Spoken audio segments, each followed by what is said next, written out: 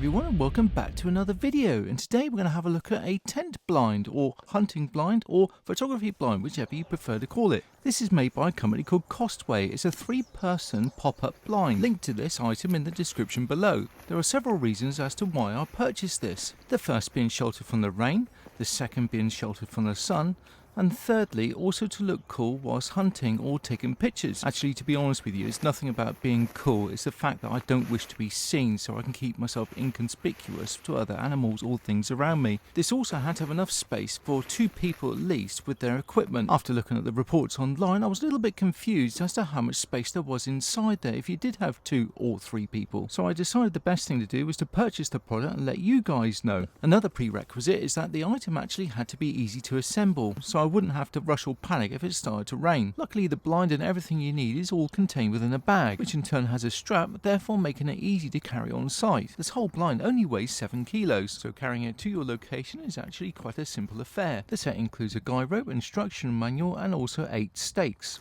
The instruction manual is on cheap paper, but it's very clearly laid out and easy to follow. I can't imagine you'll need to keep this after you've assembled it a few times, as it truly is that basic. Now for the setup, this should be quite interesting, as although I knew it was only in one piece and there were no separate section to this, my brain was telling me it was more complicated than it actually was. I also felt that it was going to be more fragile and easy to rip, but I was proven wrong. I just needed to be much more confident in the way in which I unravelled it. But as with most things that you've acquired for the first time, you tend to be a little cautious, so do try your best at ignoring my ham-fisted way with which I'm dealing with this, as in reality it's nowhere near as hard as I'm making it look. The instructions are quite clear in stating that all you have to do is to lay it out on the floor and pull one of the side loops, or indeed the top handle, which I am trying here. You just have to be more forceful and aggressive when pulling the handles out. As you can see, it really is trying to start to take shape. I'm just inhibiting that process by being cuck-handed, and to be fair, a little overcautious as I don't want to damage it. However, after inspecting every side, I decided to notice a gap which was in front of me. I then decided to use my physical prowess and to leap inside, upon which I used my awesome brain power and then utilised the fact that I've got arms which I use to push against the ceiling, after a few colourful words of course.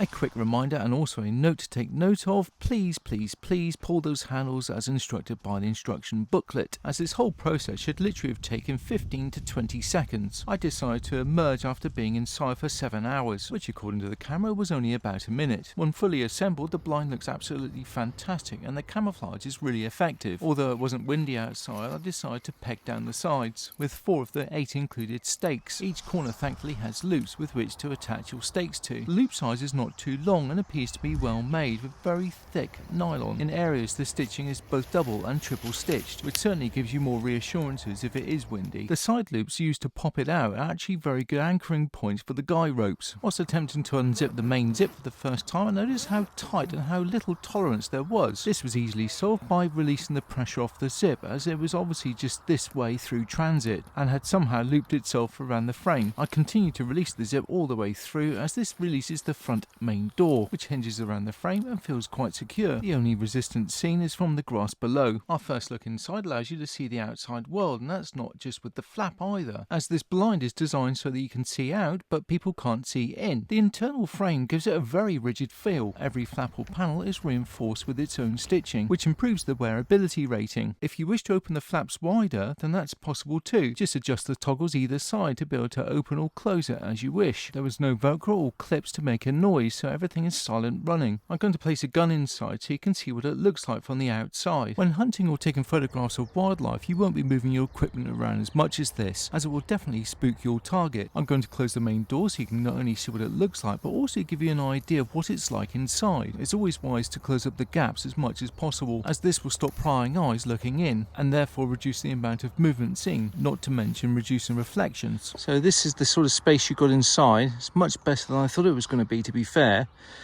I'll sit in the chair and I'm about 6'1", so if I can fit in here, and you can have at least 2 people shooting at the same time as I can see it here.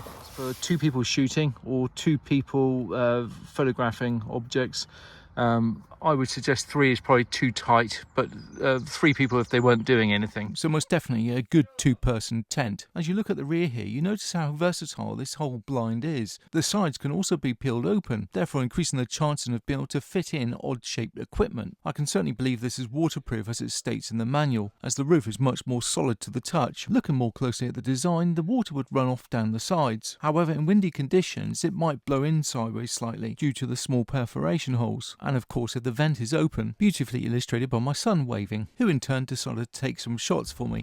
I decided to video the blind through some grass so you could see what it looked like in some foliage.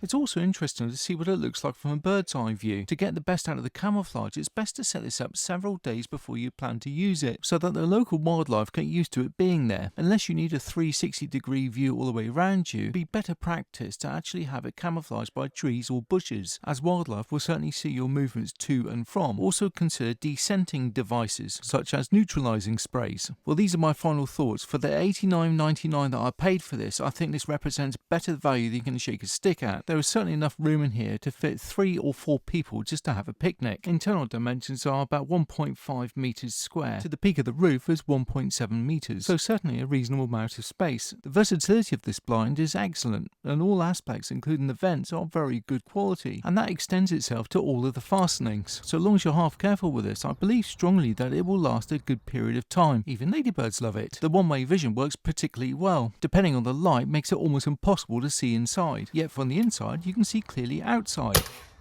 The flexibility of all the different viewing areas is also very advantageous. I noticed that on the outside there are also loops with which to put extra elements of camouflage such as sticks or grass or large leaves. I was about to pack up and make my way home when I decided to do a spot of shooting. I was only target shooting, so I wasn't fussed about the main door being open.